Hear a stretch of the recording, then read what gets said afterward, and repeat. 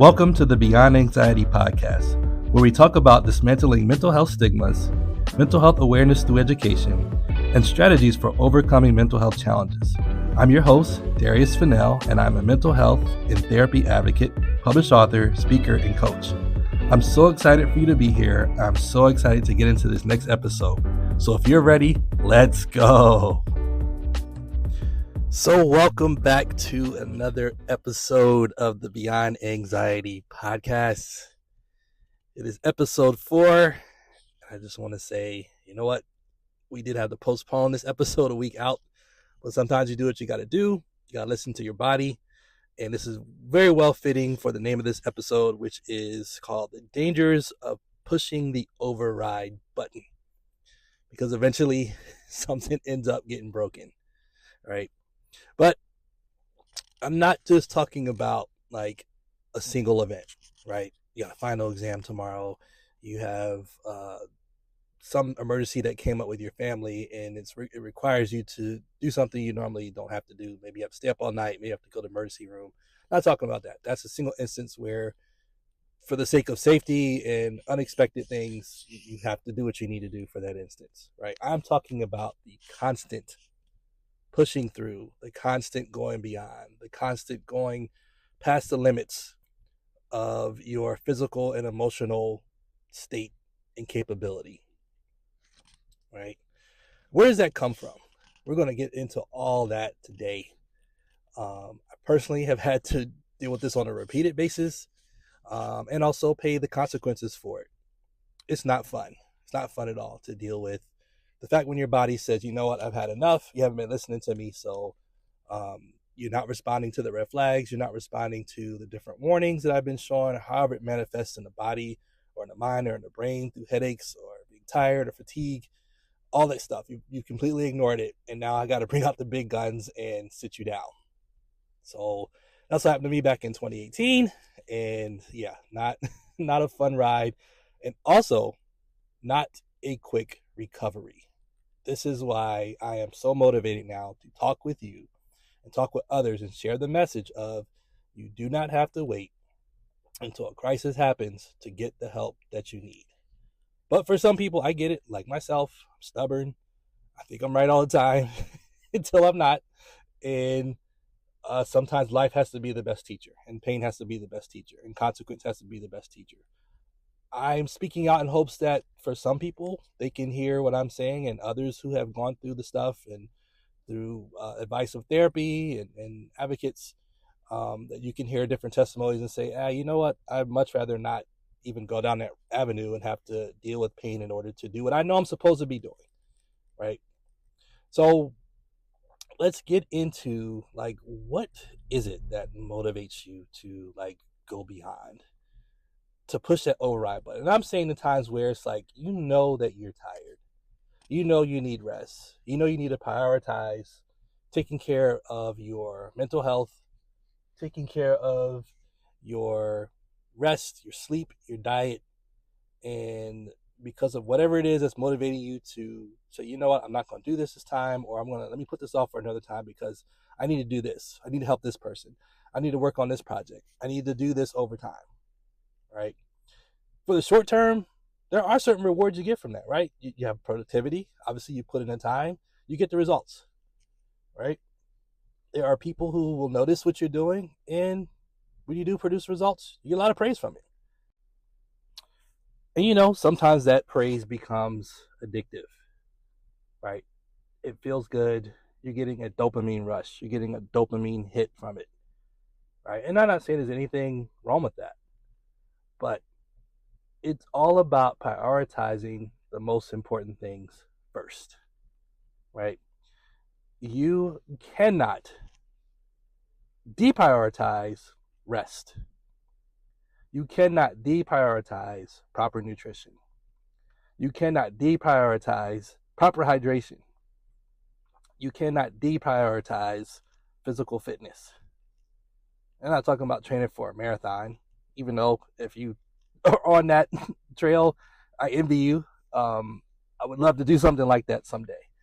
But something as simple as going for a walk, right? A 5-minute walk, a 10-minute walk, half-mile walk. Many of you have your fitness bracelets or on your phone or your watches that's tracking all that stuff. And you're able to measure your consistency or lack of consistency with that. For me, it's been lack of consistency recently, um, which is why I had to postpone this this latest podcast. So maybe I'll share that with you before the end of the episode. But I'm in much better place now. But it got my attention, and from some people, it it has to be that way.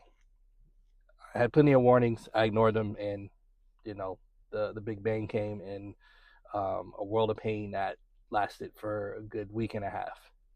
So, but got my attention. I'm back on the straight and narrow. I'm doing what I need to do.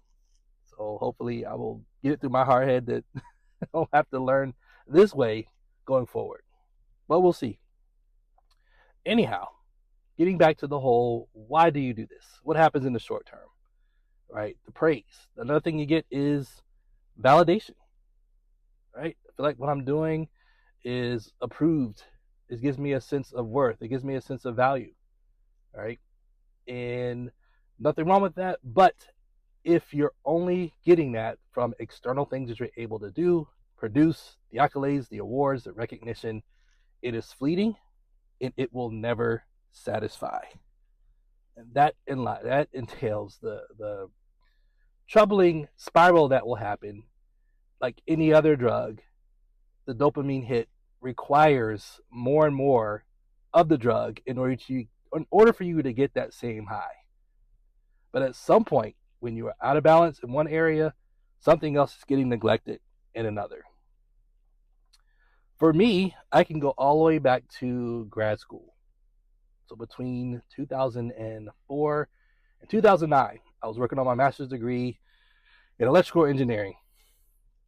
And I'm telling you, this was like the fight of my life, especially the very first class. Difficult.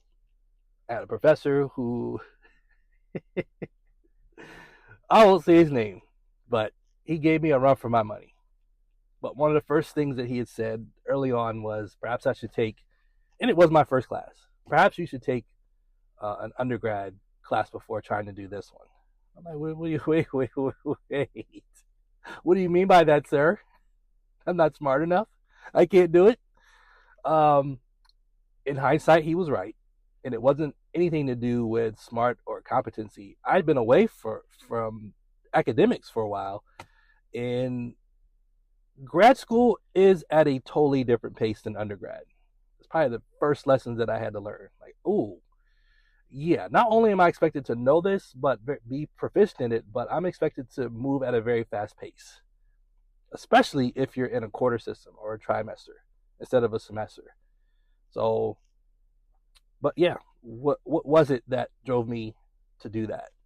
I wanted that validation. I wanted to prove this professor wrong and push myself to limits that I just, man, I think it was in the movie, the first Creed movie, Apollo Creed was telling Adonis about his fight with Ivan Drago, and he said that man broke things in me that never got fixed. And to this day, I still have dreams about that professor, at least once a year, about being in that class, some aspect of a test, a project, or something that like haunts me. You know, this guy, I lost 15 pounds that semester. It was crazy. I got through it, but it came at a cost. And I think that was the beginning of really the breaking away or shattering of my false sense of invincibility. You know, you throw a problem at me, I'm gonna come at it with brute force. The thing is, in your youth, in your 20s, you can do that. You got the energy for it. You got the resiliency, you know, or so you think you do. You're convinced that you do. But it gave me a run for my money. But the thing is, like, I never learned how to turn myself off and come out of that mode. It was from that mode of 2009 all the way to 2018. I just stayed on in a high level, high stress, high dopamine hit rush that I never took a break from. I never took time to say, you know what, you need to prioritize yourself, get your sleeping pattern back, get your physical fitness back. Get your hydration and nutrition back. Get time to where you just sit in silence and do nothing. Get your journal out and write out stuff. Go see a therapist and just kind of decompress all these different things, really these traumas that happen to you over the course of going to grad school, having your first set of kids, buying a house, moving one location, moving another location again, getting a new job, losing that job, getting another job, losing that job, never taking the time to actually say, wow, how am I doing right now? How am I dealing with this right now? And for me, it was like, you know what? No rest for the weary. Push the clutch in, put it in gear, and let her rip. I don't have time to process all this stuff.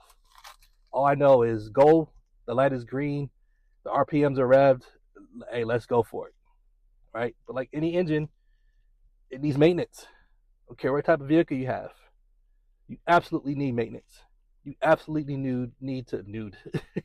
Oh my gosh. Oh man, I don't know if I'll edit that one out. That was actually hilarious. That's a blooper. You absolutely need to get that oil change done. You need to do spark plugs. You may need a new belt. You may need new tires. So for myself, I just said, I don't need any of that. It's working. I don't smell anything. Let's go.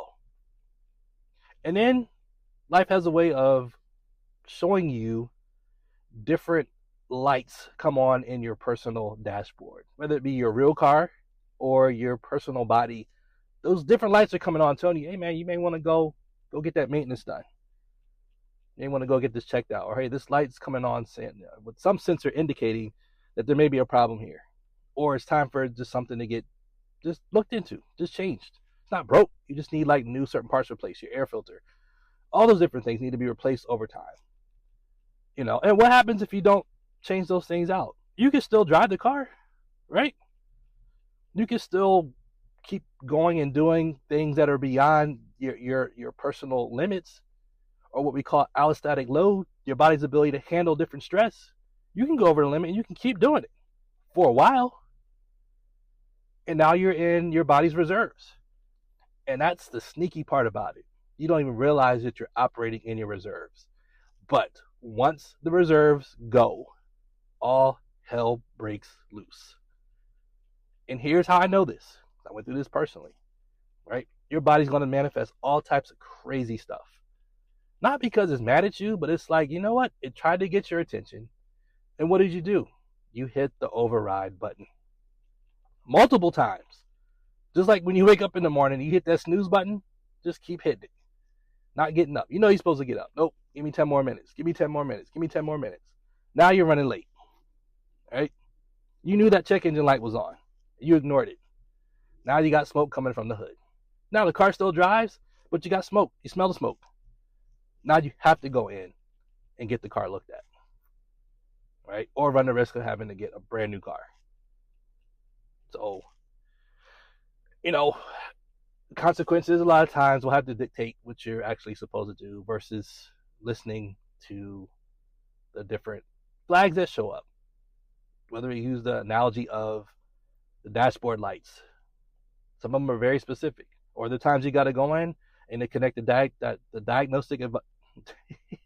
They have to connect the diagnostic device to your I guess is when they open your little side door, right? There's different codes that say, hey, here's why that light's coming on. Therefore, this is what you need to do about it, right? To me, that's kind of the same thing as going into therapy. There's different lights coming on. Your therapist is trained to listen to the things that you've been dealing with, the history of your life, and give you a diagnosis, an assessment, prognosis, all that good stuff, right? And it is protected by HIPAA laws to not leave that room, with the exception of the possibility of self-harm or harming somebody else.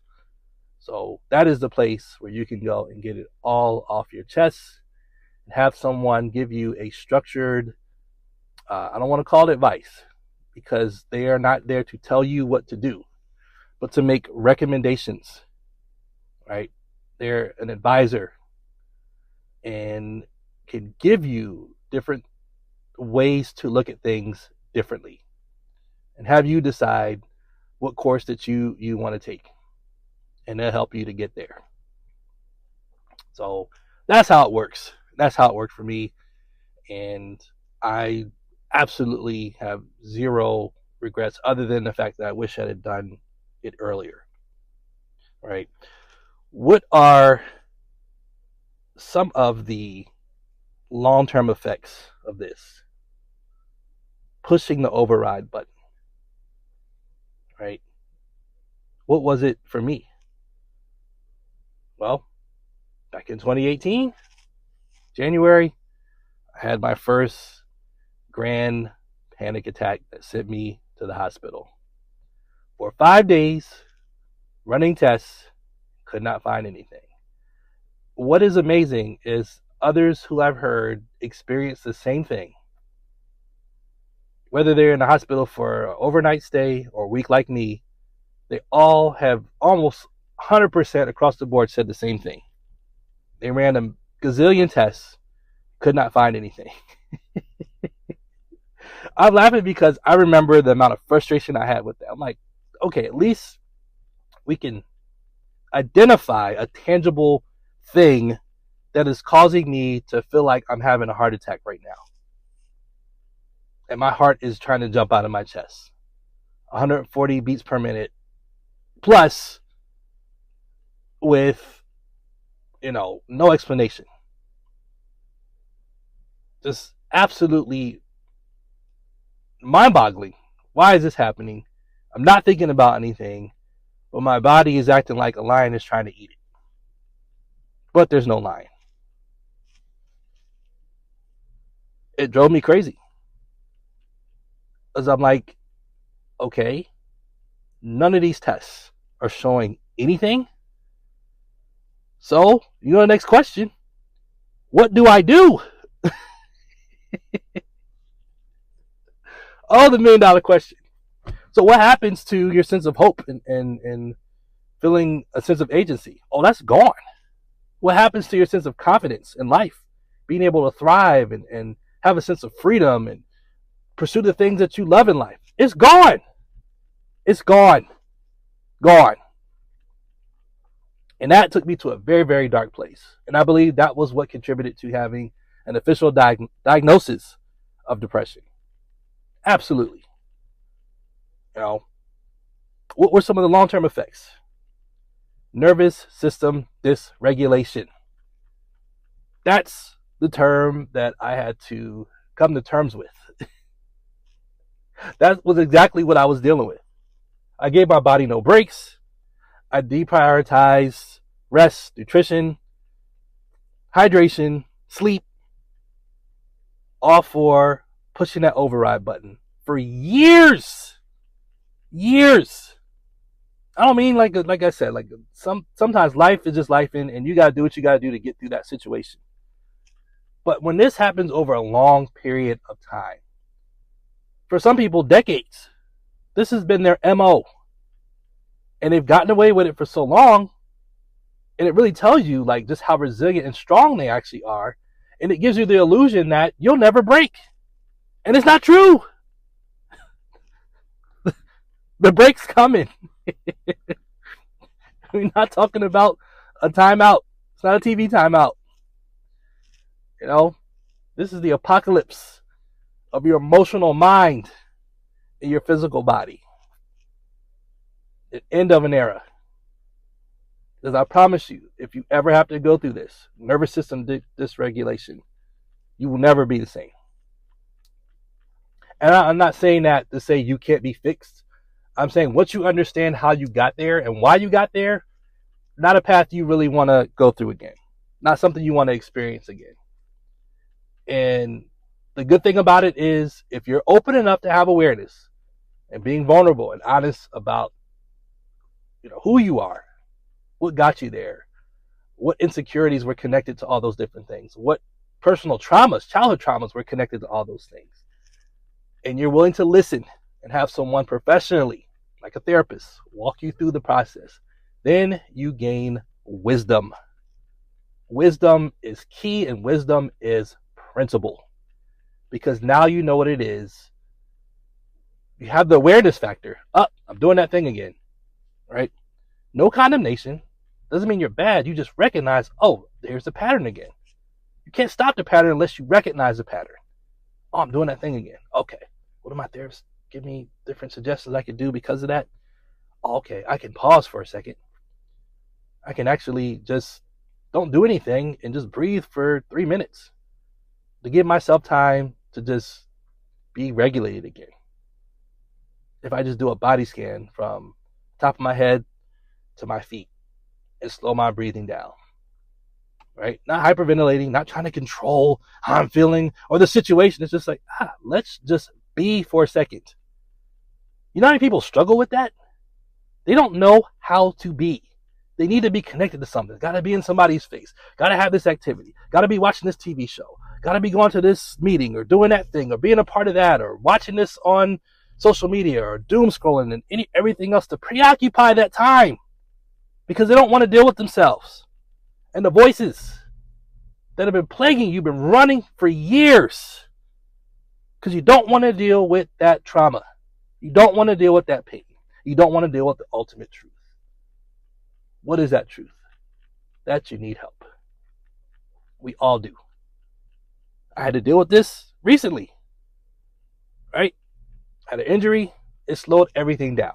No, I won't say slow down. Everything came to a complete stop. To where one night I could not get sleep. It was 3 a.m. and I started to hear my subconscious mind talking.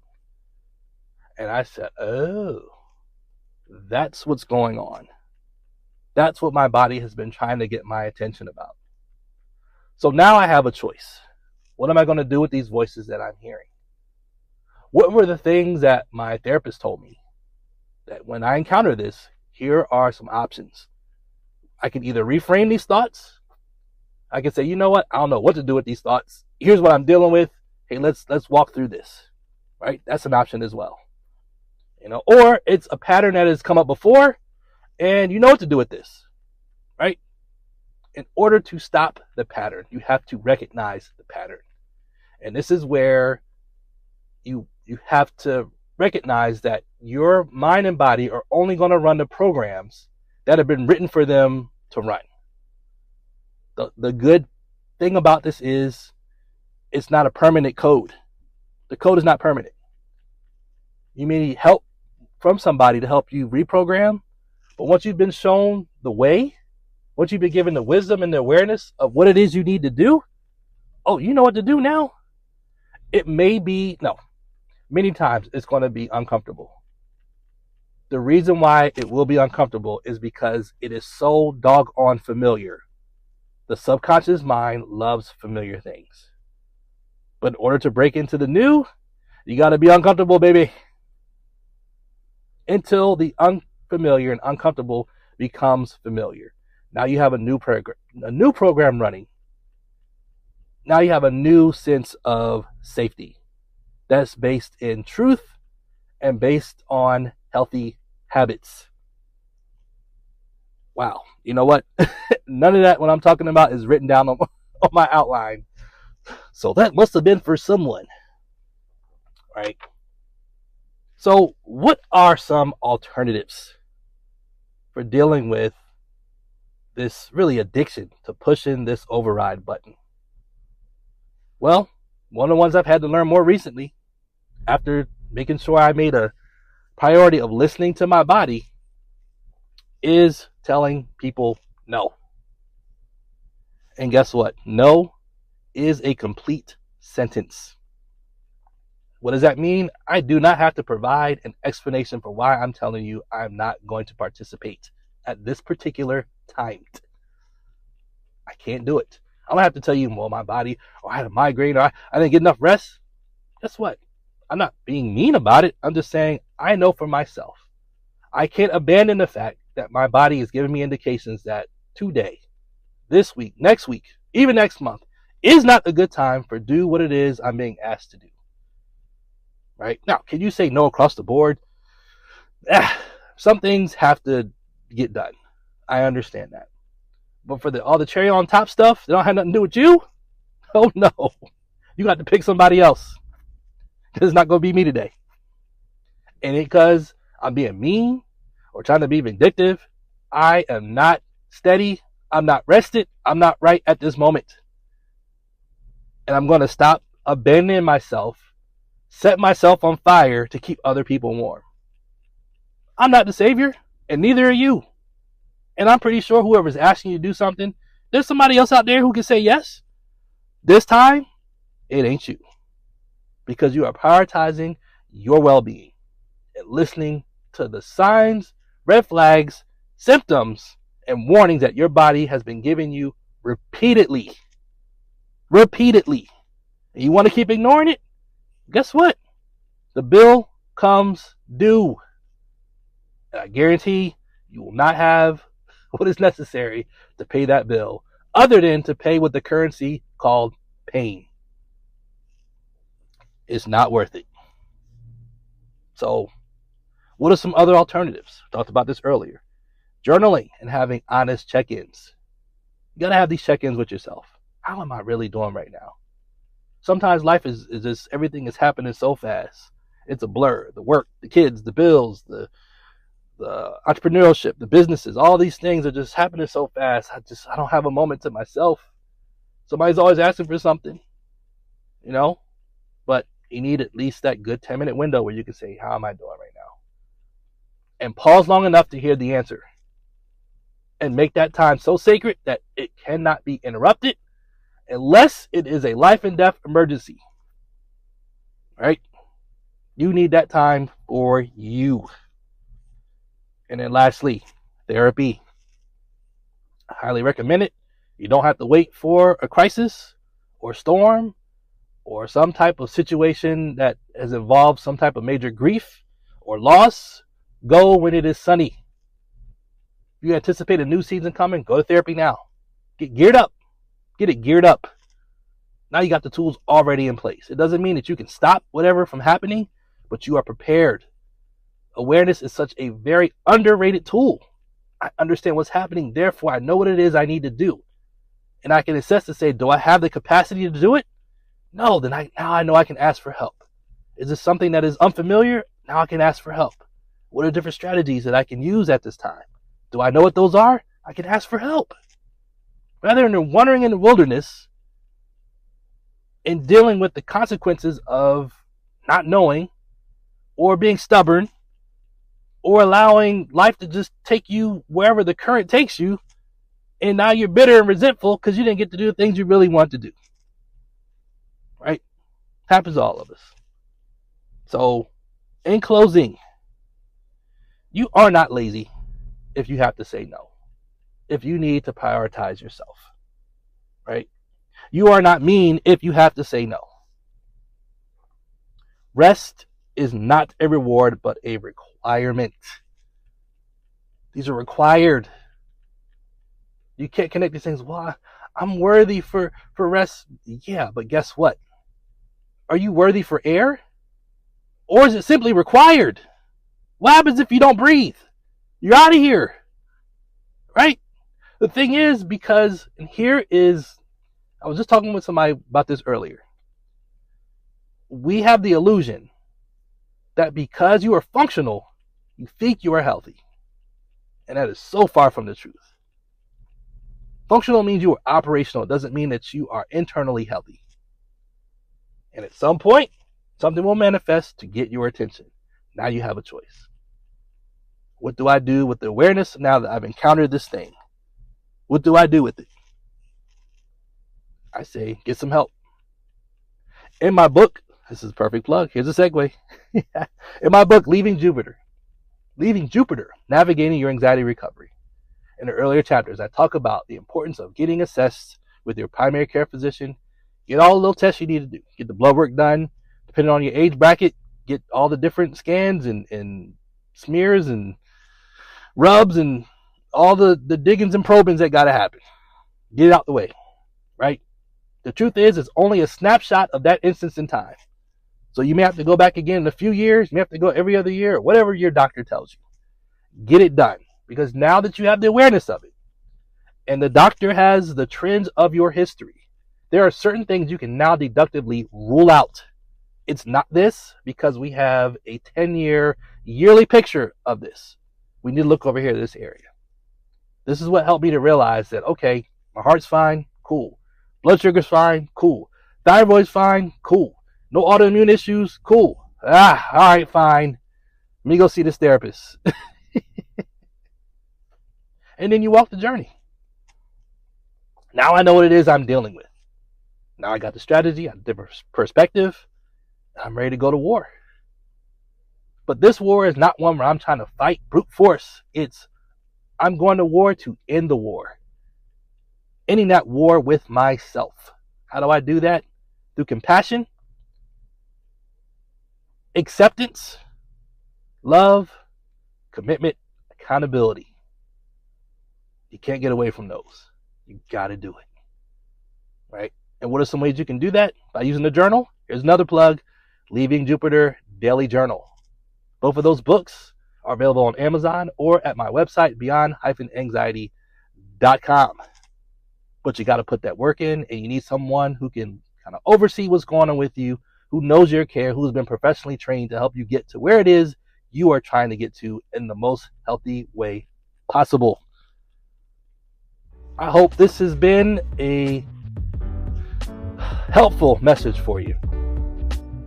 As I'm going through my own little thing right now of healing and recovery because I was stubborn and I had to pay the consequences of it. I'm working through that now. And I have to say, you know what? I can't ignore this anymore. So the rules, just because I'm able to talk about this stuff, write a book about it, the rules still apply to me as well. If I jump off the roof of my house, gravity is not going to say, oh, it's you? Oh, man, you can float.